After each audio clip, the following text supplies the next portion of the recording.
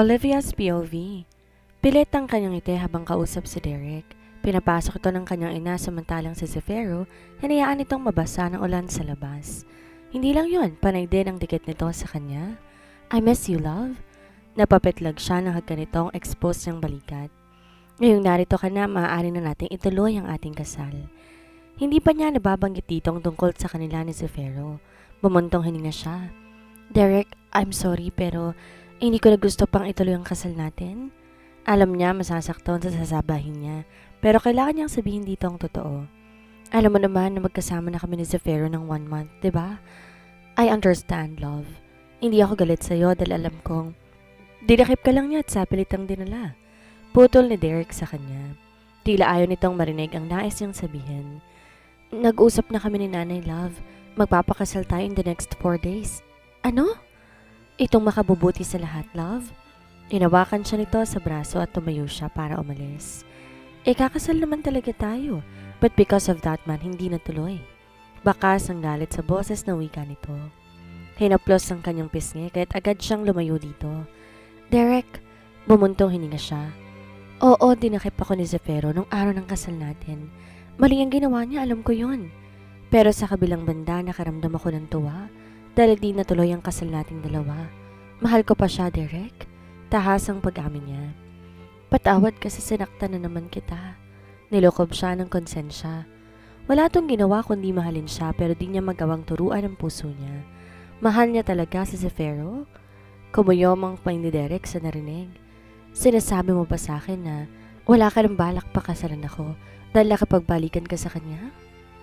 Napangiwi siya dahil hawak nito ang braso niya ng madiin at ang muka nagdidilim sa labis na galit at sakit. Di siya sanay na ganito si Derek at nakakatakot to ngayon.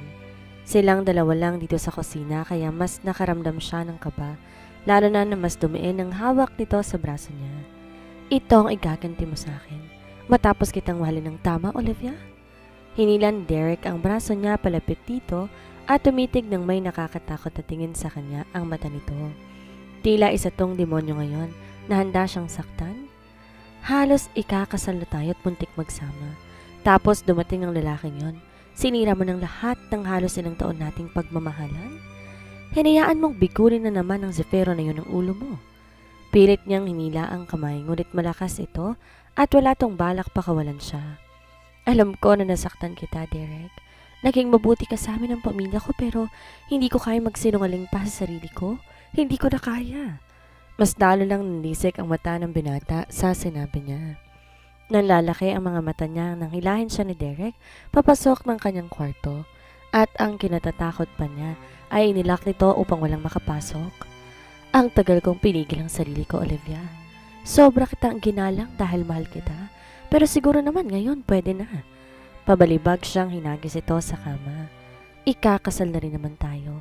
Hindi na masamang unahan natin ang honeymoon, di ba? Tumama ang ulo niya sa dingding ng higaan kaya medyo nahihilo siyang umupo.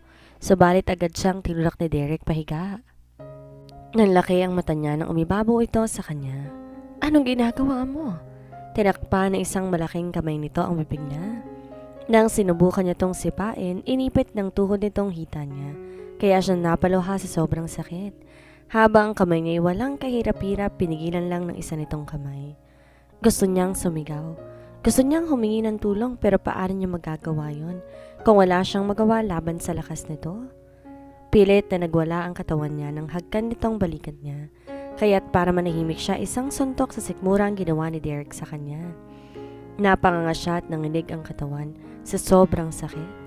Pakiramdam niya isa siyang kanila na naupos. Nawalan siya ng lakas at tila nadurog ang katawan niya sa ginawa nito.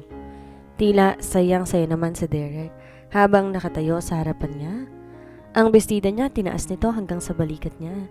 Ang pang-itaas na suot niya agad na inalis nito kahit lumantad dito ang hinaharap niya. Gusto niyang sumigaw, takpan ang katawan, pero tanging hirap na paghingalang nagagawa niya. Wag! Halos walang boses na pagbumakaawa ni Olivia nang hilahin itong kalahati ng katawan niya pababa ng kama at ibuka ang dalawang hita niya. Nang makaipon siya ng konting lakas, sinipa niya si Derek nung magtangkatong hawakan ng pagbabae niya na natatakpan na lamang ng maripis na tela. Ngunit sinuntok muli ni Derek ang sikmura niya. Isang napakahinang sigaw dahil sa sakit at takot ang naramdaman niya nang hawakan itong telang tumatakip sa perlas niya at punitin yun. Di niya akalaing magagawa ni Derek ang gantong bagay sa kanya. Hindi niya na to kilala. Wag! Maawa ka! Hindi yon pinansin ng lalaki. Pumaibabaw to sa kanya matapos tanggalin lahat ng suot nito. It is all your fault, Olivia. Kung hindi mo ako niloko, hindi tayo darating sa gantong sitwasyon. Ngumisi si Derek na tila isang demonyo habang pinapahid ang luha niya. It's time to make you pregnant with my child, love? No, please! Tili ng utak niya na maramdaman ang kasangga nito sa ibabaw ng puso niya. Pero bago siya tuluyang sakupin ng dilim, narinig niya isang boses na kilalang kilala niya. Walang hiya ka? Malakas na mura ni Zafiro, kasabay na malakas sa sipa kay Derek papalayo kay Olivia na wala ng malay. Halos dumilim na ang paningin nito. At lahat sa paligid na makita niyang ayos ang dalaga. May pasa ito sa braso. Babe?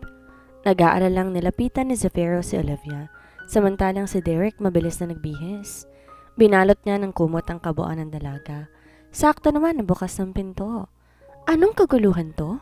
Galit na tanong ng ina ni Olivia. Nang dumakong tayo nito sa anak, agad na namutla ito. Di niya naiwasan ang suntok na pinatama ni Derek sa kanyang mukha. Narinig kong sumisigaw si Olivia at humihingi ng tulong, Nay. Pagdating ko dito, naabutan ko si Zafiro sa kwarto ni Olivia at sinasaktan to. Pinilig niyang mukha at pinahid ng dugo sa gilid ng kanyang labi. Ang galing umarte ng peste. Nang susugod na siya kay Derek, isang sampal ang sumalubong sa kanya. Isa kang demonyo? Ang nanay ni Olivia puno ng pagkasuklam na nakatingin sa kanya. Maging ang mga kapatid nito ay ganun din. Huwag ka na babalik dito kahit kailan. Kung hindi, ipapakulong kita. Gusto man niyang ipagtanggol ang sarili, hindi niya nagawa. Dahil nakita niya ang anak niya na si Zoran na nakatingin sa kanyang may luha sa mga mata. Sinaktan mo si ate mommy? I hate you na po, daddy. Anito at saka gumawa ng malakas. Nagangalit ang ngipin niya sa galit. Alam niya na kapag nagkamalay si Olivia mapapatunayan na wala siyang kasalanan. Pero hindi maiaalis ang galit sa kanya dahil ang lalaking may gawa noon ay nasa loob ng pamamahay ng babaeng mahal niya. Galit niyang sinuntok ang manibela ng kotse. Kagad kinuha ang cellphone at tinawagan si Gray. I need some of your men. Kailangan niya na maraming taong magbabantay sa bahay ni Olivia at kay Derek. Alam niyang uulitin ito ang ginawa kaya kailangan niyang kumilos.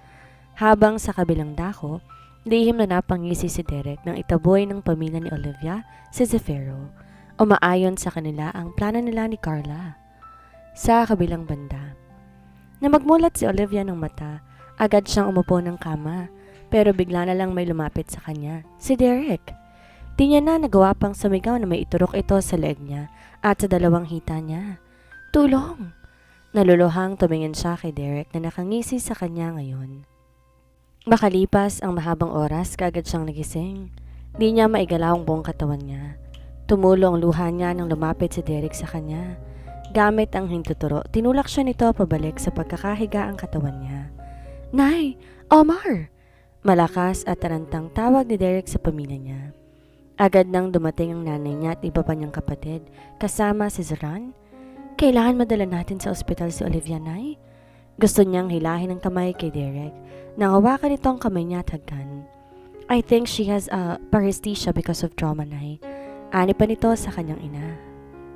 Hindi makakagalaw at mananatiling manhid ang buong katawan. Sa case ni Olivia, hindi ko tiyak kung hanggang kailan siya ganito. Kaya kailangan ko siyang dalhin sa ospital para masuri ng maigi dahil naroon ng mga tools na kakailanganin. Sinungaling. Gusto niyang isigaw sa mukha nito pero namanhid ang kanyang buong katawan. Gusto niyang sabihin na ayaw niyang sumama kay Derek pero wala siyang nagawa. Diyos ko! Umiiyak, lumapit ang kanyang ina sa kanya at niyakap siya. Tanging pagtulo na lang ng luhang nagawa niya at paggalaw ng talukap ng mata. Mas lalo siyang naluha na makita ang pagngisi ni Derek sa kanya. Ngising nakakatakot na para bang nagsasabi na wala na akong kawala. Buhat na siya ni Derek para isakay sa sasakyan nito kasama ng nanay niya. Ngayong araw ang punta nila sa ospital para kuno sa check-up. Alam niya palabas ng ni Derek para di magkahinalang pamilya niya. Nagtataka siya dahil ang daming kalalakihang nakabantay sa kanila. Maging ang nanay niya ay halata din ng pagtataka sa mukha.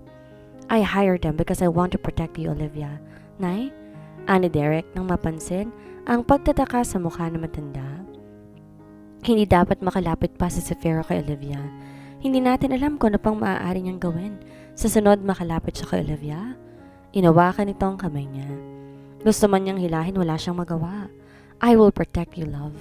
Huwag kang matakot. Narito lang ako sa tabi mo lagi. Gustong gusto niya nang sampalin ito. Mas natatakot nga siya isipin na nasa tabi lang niya to palagi. Mabuti na lang at di na siya iniwan ng nanay niya na matagal. Dahil kung hindi baka nagawan siya nito na masama. Salamat Derek, napakabuti mo sa amin. Lalo na sa anak ko. Di mo siya nagawang iwan sa kabila ng nangyari sa kanya. Siya ang dahilan kung ba't ako nagkaganto, Nay. Anang lalaki sa kanyang ina. Pagdating sa ospital, diniretso siya ni Derek habang ang nanay niya ay sa labas naghihintay. Nanlaki ang kanyang mata na makita kung sino naghihintay sa kanila ni Derek sa loob. Walang iba kundi si Carla. Nang iga siya nito sa hospital bed, lumapit sa kanya si Carla na may nakakalokong ngiti sa labi. Kamusta na, Olivia? Hinaplos nito ang pisngi niya. Sa tingin mo ba magiging masaya kay ni Zafiro? Wala siyang nagawa ng pisilin nito ang magkabining pisngi niya na madiin. Kailanman hindi ko hahayaan na maging masayang lalaking yun at syempre, kasama ka na dun dahil anak ka ng taong pumaslang kay Dennis. Dennis? Ang kapatid ni Zafiro? Carla, baka nakakalimutan mo. May usapan tayong hindi mo siya sasaktan. Inalis ni Derek ang kamay ni Carla sa pisngi niya. Di niya alam magkakilala pa lang dalawang to at magkasabot pa. Inikutan lang nito na mata si Derek saka muling bumaling sa kanya. Kawawang Olivia, ikakasal ka sa lalaking hindi mo mahal at ikakasal ka pang ganyan ang kalagayan mo. Gusto niyang ibuka ang labi para magtanong pero tulad ng inaasahan bigo siya. Mahinang tumawang babae na makita ang panik sa mata niya. Tama ang narinig mo, Olivia. Ikakasal kay ni Derek bukas na bukas din. At dahil ganyan ang kalagayan mo, wala kang magagawa kundi umiyak sa sobrang sama ng loob. Dinampot ni Carla ang bag at nilingon ang lalaki. Aalis na ako. Tulad ng usapan natin, mas dinoble ko pang taong nagbabantay sa inyo. Alam kong may mga tauhan sa Zafiro inutusan iligtas sa babaeng yan. Tinapunan siya nito saglit ng tingin. Kapag pumalpak tayo sa planong to, gagamitin na natin ang pinakaalas sa larong ito. Makahulugang wika ni Carla bago lumabas na nakasuot ng pandoktor na outfit para dito mahalata. Agad tumayo ang ina ni Olivia na makitang paglabas ng inaakala niyang doktor, si Carla. Dok, kamusta ng anak ko? Kailan siya muling makakatay at makakapagsalita? Puno ng pag-asa ang mukha ng ginang. Subalit agad yung nabura at napalitan ng pagduha sa sunod na sinabi ng kaharap na si Carla. Magiging prangka na ako sa inyo. Maaaring abuti ng buwan bago siya makagalaw at makapagsalita. Yun ay kung papalarin siya. Diyos ko, bakit nangyayari ang lahat ng to? Halos sumagulgol ang ginang. Kunwari, bumuntong hininga si Carla. Hinawakan sa balikat ang matanda. Lahat na nangyari sa anak mo, sanhi na isang matinding trauma. Kung sino man ang dahilan ng trauma na yun, siyang dapat sisihin. Ani pa nito bago iniwan ng nanay ni Olivia. Ang poot na nararamdaman niya ngayon kay Zafiro ay mas lalo lang nadaragdagan. Hindi siya makakapayag na bumalik pa to sa buhay ng kanyang anak, kaya gagawin niyang lahat. Matuloy lamang kasal nito kay Derek. Hanggang sa kabilang dako, mabigat ang pagbuntong hininga ni Omar habang nakasandal sa kotse at naninigarilyo. Ganito ang binata kapag maraming iniisip, lalo na ngayon na hindi magandang kalagayan ng kanyang nakatatandang kapatid. Ngayon nasa ospital to kasama si Derek at ang nanay niya. Natigilan to nung lumapit sa kanyang lalaki na siyang dahilan ng lahat. Napatiimbag ang shot sa katinapon ng upos ng sigarilyo sa lupa. Anong ginagawa mo dito? Agad kinuwelyuhan ni Omar sa Zafiro. Nagngangalit ang ngipin na tumingin masama dito. I need your help. Help me save your sister. Natigilan si Omar. Gusto niyang saktan ng kaharap dahil sa ginawa nito sa kanyang kapatid, subalit hindi niya magawa. Ang mata ni Zafiro kakikitaan ng desperasyon, gayunpaman meron ding pagmamakaawa. Nakita na lamang ni Omar na nakikinig siya sa mga sinasabi ng bata.